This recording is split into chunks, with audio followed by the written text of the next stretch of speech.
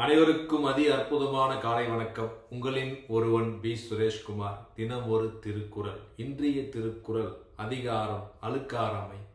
ஆங்கிலத்தில் நாட் என்வையின்னு சொல்லுவாங்க. குறள்: அவ்விய நெஞ்சத்தான் ஆக்கமும் செவ்வியான் கேடும் நினைக்கப்படும். குறள் எண் 169.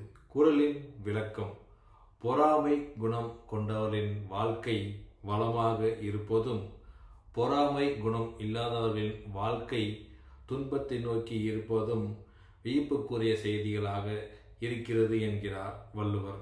உதாரணத்துக்கு சொல்லணும்னா, பொறாமை குணம் கொண்டவர்கள் அடுத்தவரின் வாழ்க்கை கெடுப்பது, குணம் கொண்டவரின் வாழ்க்கை வளமாகவும் செம்மையாகவும் இருப்பதுமாகவும், பொறாமை குணம் இல்லாத நல்லவர்களின் வாழ்க்கை துன்பத்தை நோக்கி இருப்பதுமாக இருப்பது ஒரு வியப்புக்குரிய செய்தியாக இருக்குது என்கிறார் வள்ளுவர். இக்குறள் மூலம் நாம் தெரிந்து கொள்வது, எந்த ஒரு விஷயமாக இருந்தாலும் அது பொறாமை குணம் என்றுமே தாழ்வு மட்டுமே கொடுக்கும். பொறாமை குணம் இல்லாத, அழுக்கு இல்லாத செயல்கள் என்றுமே வெற்றி தரும்.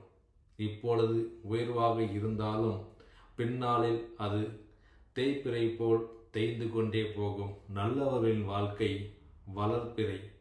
நிலா வளர்ப்பிறை மாறி அவர்களுடைய எண்ணங்களும் அவர்களுடைய வாழ்க்கை நலமும் உயர்ந்து கொண்டே இருக்கும். ஆகையால் இக்குறள் மூலம் பின்பற்றி நாம் நல்லது செய்வோம். மீண்டும் திருக்குறள்: அவ்விய நெஞ்சத்தான் ஆக்கமும் செவ்வியான் கேடும் நினைக்கப்படும். திருக்குறள் கற்போம், வாழ்வில் உயர்வோம். நன்றி, வணக்கம்.